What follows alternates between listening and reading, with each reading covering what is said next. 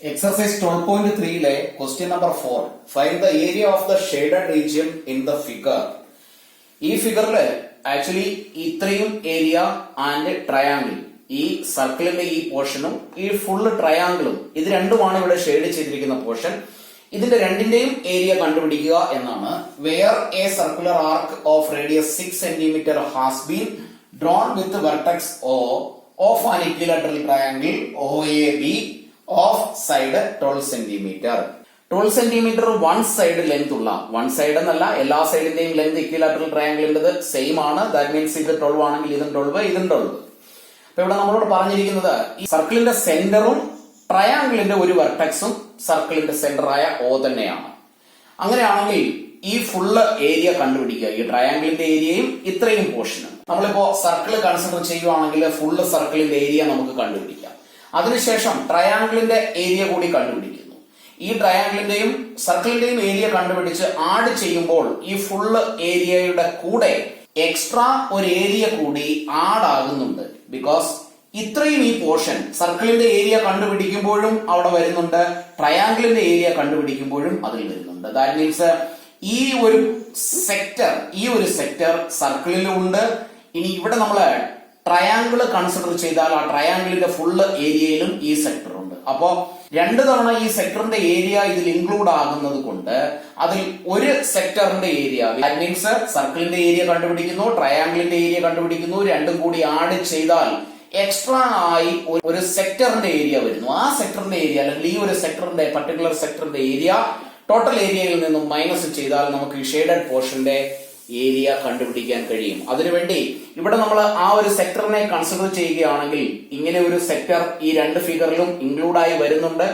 അപ്പൊ ആദ്യം നമ്മൾ സർക്കിളിന്റെ ഏരിയ കണ്ടുപിടിക്കുന്നു, ട്രയാങ്കിളിന്റെ ഏരിയ കണ്ടുപിടിക്കുന്നു. അതിനുശേഷം ഈ ഒരു സെക്ടറിന്റെ ഏരിയ ഈ രണ്ട് ഏരിയയിൽ നിന്നും മൈനസ് ചെയ്താൽ നമുക്ക് area of the shaded portion കണ്ടുപിടിക്കാൻ കഴിയും. അപ്പൊ നമുക്ക് തന്നിരിക്കുന്ന കാര്യങ്ങൾ എഴുതാം. Radius is equal to 6 cm. റേഡിയസിനെ ഉപയോഗിച്ച് സർക്കിളിന്റെ ഏരിയ ആദ്യം കണ്ടുപിടിക്കാം. Area of the circle is equal to πr², that is 22/7 into 6ന്റെ square, 6 × 6, that means 22 into 36 divided by 7, which is equal to 792/7 centimeter square. സർക്കിളിന്റെ ഫുൾ ഏരിയ കണ്ടുപിടിച്ചു. ഇനി നമുക്ക് ഇക്വിലാറ്ററൽ ട്രയാങ്കിളിന്റെ ഏരിയ കണ്ടുപിടിക്കാം. One side of triangle AOB is equal to 12 centimeter. അതിനെ നമ്മൾ A ആയി കൺസിഡർ ചെയ്യുന്നു, A which is 12 centimeter. Therefore area of equilateral triangle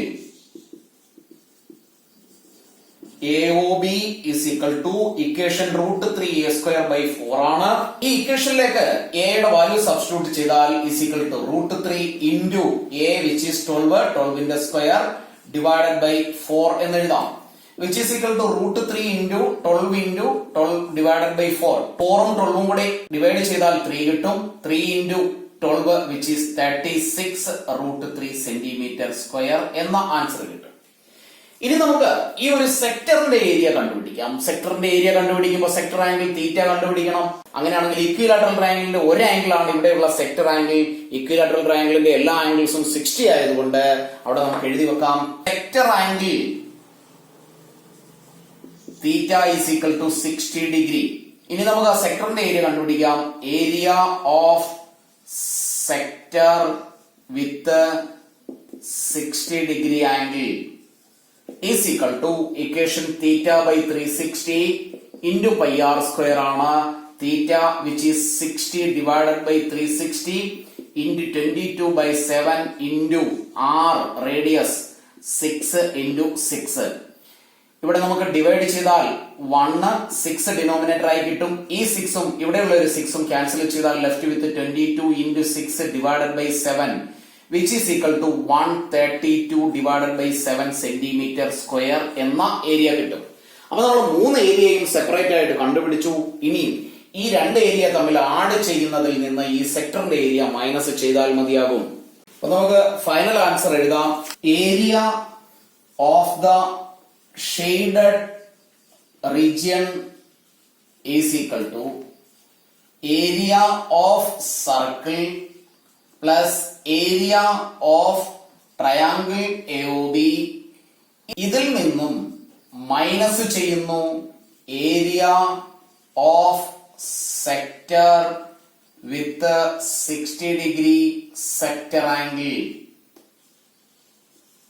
ഈ ഒരു സെക്ടറിനെ സബ്ട്രാക്ട് ചെയ്യുന്നു. അപ്പോ ഈ രണ്ട് ഏരിയയും കൂടി ആഡ് ചെയ്യുന്നു, which is equal to 792 divided by 7 plus 36 root 3 minus 132 by 7, which is equal to, ഇവിടെ രണ്ട് ഡിനോമിനേറ്ററും സെയിം ആണ്. 792 നിന്ന് 132 സബ്ട്രാക്ട് ചെയ്താൽ 660 divided by 7 എന്ന് കിട്ടും, പ്ലസ് 36 root 3. ഇത്രയും സെന്റിമീറ്റർ സ്ക്വയർ ആണ് ഇവിടെയുള്ള ഷെയ്ഡഡ് പോർഷന്റെ area. Fifth question, from each corner of a square of side 4 centimetre. ഇവിടെ ABCD എന്ന ഒരു സ്ക്വയർ ഉണ്ട്, അതിന്റെ ഒരു സൈഡിന്റെ ഫുൾ ലെങ്ത് 4 സെന്റിമീറ്റർ ആണ്. A quadrant of a circle of radius 1 centimetre is cut and also a circle of diameter 2 centimeter is cut as shown in the figure. Find the area of the remaining portion of the square.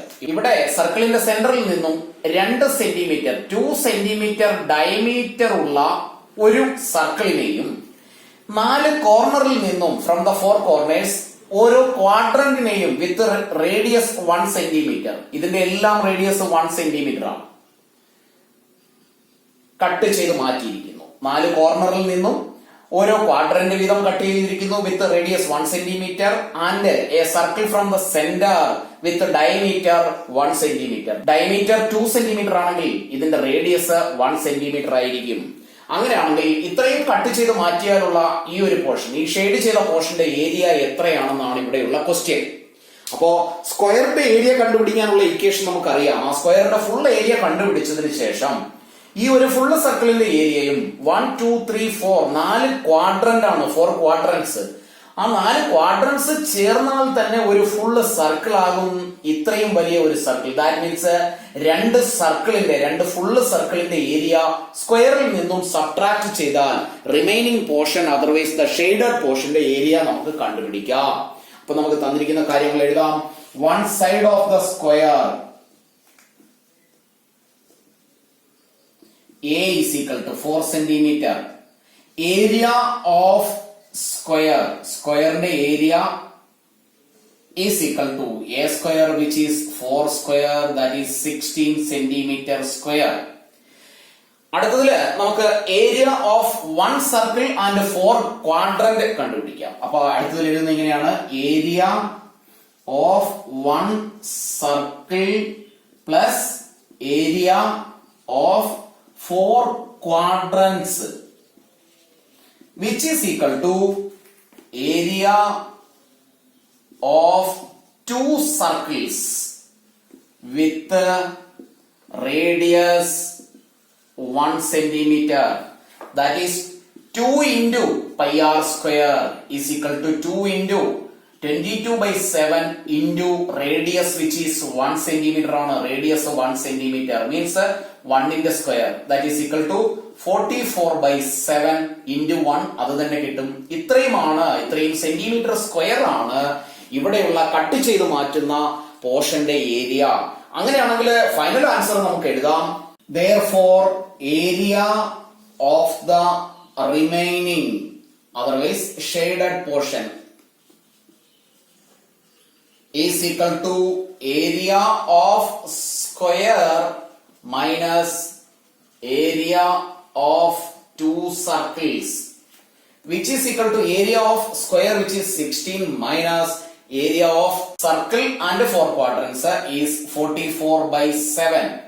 ഇതിനെ calculate ചെയ്താൽ നമുക്ക് final answer will be 68 by 7 centimeter square എന്ന് കിട്ടും. Question number 6. In a circular table cover of radius 32 centimeter, a design is formed leaving an equilateral triangle ABC in the middle as shown in the figure. Find the area of the design. ഇവിടെ ഒരു circle, ആ സർക്കിളിൽ ABC എന്ന ഒരു equilateral triangle form ചെയ്തിരിക്കുന്നു.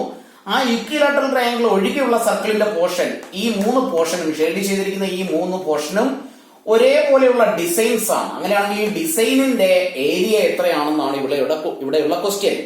അപ്പോ വളരെ easy ആയിട്ട് സർക്കിളിന്റെ ഏരിയ കണ്ടുപിടിച്ച് അതിൽ നിന്നും ട്രയാങ്കിളിന്റെ ഏരിയ സബ്ട്രാക്ട് ചെയ്താൽ remaining portion otherwise the shaded പോർഷന്റെ ഏരിയ നമുക്ക് കണ്ടുപിടിക്കാവുന്നതേ ഉള്ളൂ. അപ്പൊ നമുക്ക് ഫസ്റ്റ് സ്റ്റെപ്പിൽ സർക്കിളിന്റെ റേഡിയസ് തന്നിരിക്കുന്നത് കൊണ്ട് സർക്കിളിന്റെ ഏരിയ തന്നെ കണ്ടുപിടിക്കാം. Radius is equal to 32 centimetre. Then area of circle is equal to pi r square which is equal to 22/7 into radius 32 ആണ്, 32 into 32 which is equal to 22,528 divided by 7 centimeter square. ഇനി നമുക്ക് equilateral ട്രയാങ്കിളിന്റെ area ആണ് കണ്ടുപിടിക്കേണ്ടത്. Equilateral ട്രയാങ്കിളിന്റെ area കണ്ടുപിടിക്കാൻ അതിന്റെ one side ആണ് നമുക്ക് വേണ്ടത്. എന്നാൽ ഇവിടെ ആ ക്വസ്റ്റ്യനിൽ വൺ സൈഡ് തന്നിട്ടുമില്ല. അപ്പോ ഒരു സൈഡ് അല്ലെങ്കിൽ ഇക്വിലാറ്ററൽ ട്രയാങ്കിളിന്റെ വൺ സൈഡ് നമുക്ക് കണ്ടുപിടിക്കേണ്ടിയിരിക്കുന്നു. ഇക്വിലാറ്ററൽ ട്രയാങ്കിളിന്റെ ഒരു പ്രത്യേകത അതിന്റെ എക്സാക്ട് സെന്ററിൽ നിന്നും, ഈ ഇക്വിലാറ്ററൽ ട്രയാങ്കിളിന്റെ എക്സാക്ട് സെന്റർ എന്ന് പറയുന്നത് സർക്കിളിന്റെ സെന്റർ തന്നെയാണ്. അതിൽ നിന്ന് നമ്മൾ ഒരു പെർപെൻഡിക്കുലർ വരയ്ക്കുകയാണെങ്കിൽ ഓപ്പോസിറ്റ് സൈഡിലേക്ക് ഒരു പെർപെൻഡിക്കുലർ വരച്ചാൽ ഇവിടെ ഫോമിംഗ് ആൻ ആംഗിൾ 90 ഡിഗ്രി. ഈ ഒരു ഫുള്ള് ലെങ്തിനെ, ഇത് ബി സി ആണ്, ഈ ബി സിയെ ഇവിടെ ഡി എന്ന് എഴുതിയാൽ ബി ഡിയുടെയും ഡി സിയുടെയും ലെങ്ത് ഈക്വൽ ആകത്തക്ക വിധത്തിൽ രണ്ട് ഈക്വൽ പാർട്സ് ആക്കി മാറ്റും ഈ പെർപെൻഡിക്കുലർ ലൈൻ.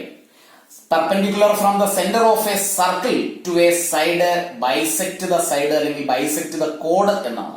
അപ്പൊ നമുക്കിവിടെ ആ ഒരു തിയറം ഉപയോഗിച്ച് ട്രിഗണോമെട്രിയുടെ ആപ്ലിക്കേഷൻ കൂടെ വെച്ചുകൊണ്ട് നമുക്ക് ഈ ഒരു സൈഡിന്റെ ഫുള്ള് ലെങ്ത് കണ്ടുപിടിക്കാം. ഈ ഒരു സൈഡിന്റെ ലെങ്ത് കിട്ടിയാലും മതി, ബിക്കോസ് ഇതിന്റെ അത്രയും തന്നെ ലെങ്ത് ആണിത്. ഇതിനെ 2 കൊണ്ട് മൾട്ടിപ്ലൈ ചെയ്താൽ, 2 കൊണ്ട് മൾട്ടിപ്ലൈ ചെയ്താൽ ഈ ഫുള്ള് ലെങ്ത് ബി സി കിട്ടും. That is one side of the equilateral triangle. അങ്ങനെയാണെങ്കിൽ ഇതിന്റെ എല്ലാ ആംഗിൾസും 60 ഡിഗ്രി ആണെന്ന് നമുക്കറിയാം, ബിക്കോസ് ഇക്വിലാറ്ററൽ ട്രയാങ്കിളിന്റെ all the angles are 60 degree.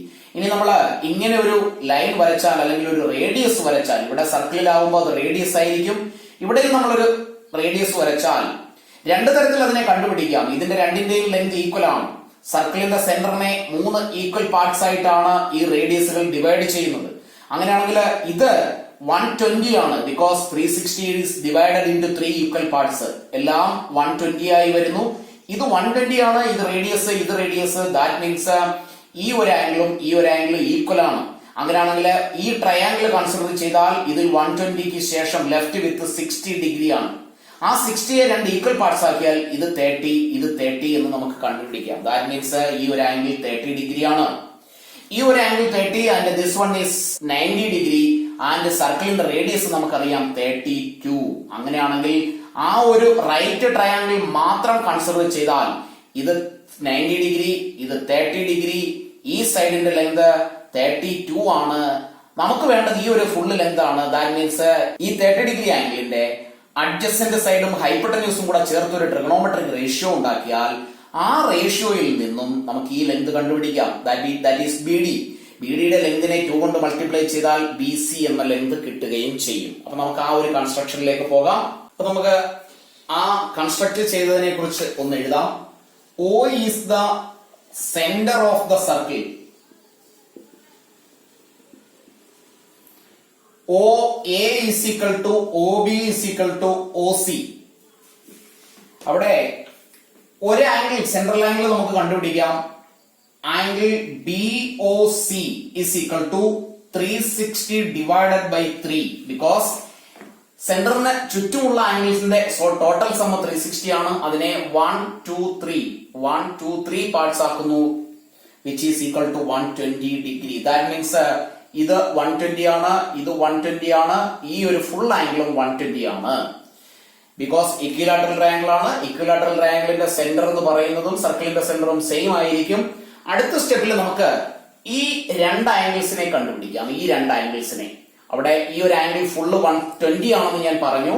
Considering isosceles triangle BOC എന്ന ഐസോസെലസ് ട്രയാംഗിൾ കൺസിഡർ ചെയ്താൽ angle OBC is equal to angle OCB is equal to 180 minus 120 divided by 2.